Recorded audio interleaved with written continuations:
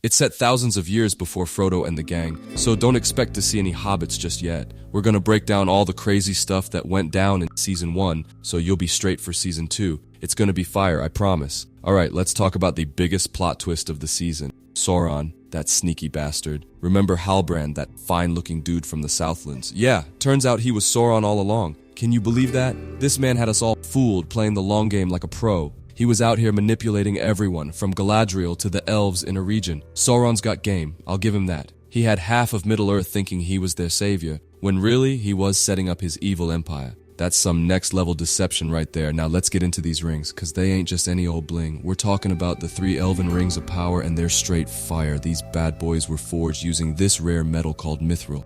Think of it like Middle-earth's vibranium. But here's the kicker. They also melted down Galadriel's brother's dagger to make them. That's some sentimental stuff right there. These rings are supposed to help the elves keep their magic and stay in Middle-earth. But we all know how rings of power turn out in the end, don't we? It's like giving a toddler a loaded gun.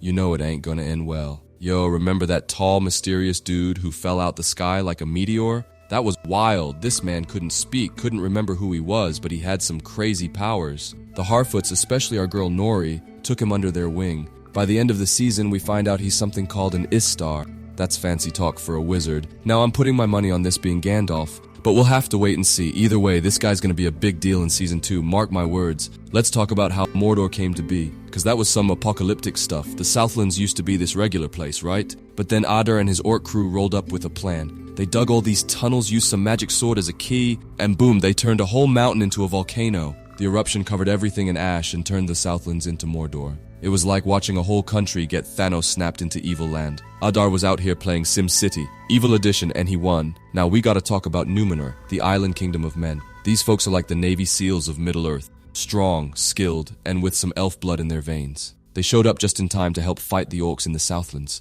But here's the thing.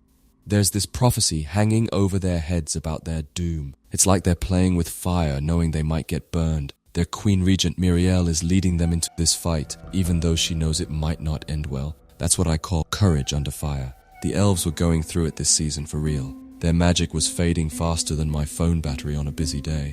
Without this magic, they'd have to bounce back to their homeland or straight up die out. That's where mithril comes in, this rare metal that might save their bacon. It's like they're running on fumes, and mithril is the only gas station 4 miles. The whole situation had the elves stressed out, making deals left and right to get their hands on some mithril. It's like watching your rich friend panic when their credit card gets declined. Let's dive into the drama underground in Khazad-dûm. The dwarves found this mithril, right? But mining it was causing more beef than a rap battle. Prince Durin was all for it, trying to help his elf homie Elrond. But his pops, King Durin, wasn't having it. He shut down the whole operation and even stripped Prince Durin of his royal status. Talk about family drama. And as if that wasn't enough, they woke up a Balrog. That's like finding out your basement is infested with demons. Season 2's gonna be wild in Khazad-dûm, I'm telling you. We need to chat about Adar and his orc fam. This dude's an elf gone bad, like if Legolas joined the dark side. He's leading the orcs, but get this, he actually cares about them. It's like he's running an orc rights movement. Adar's got beef with Sauron too, which makes things interesting. He wants to create a home for the orcs, which is kinda sweet if you ignore all the killing and destruction. It's like he's trying to build an orc utopia, but his methods are straight out of a horror movie. Let's talk about my girl Galadriel. She started off Season 1 on a revenge trip, hunting Sauron like he owed her money. But as the season went on,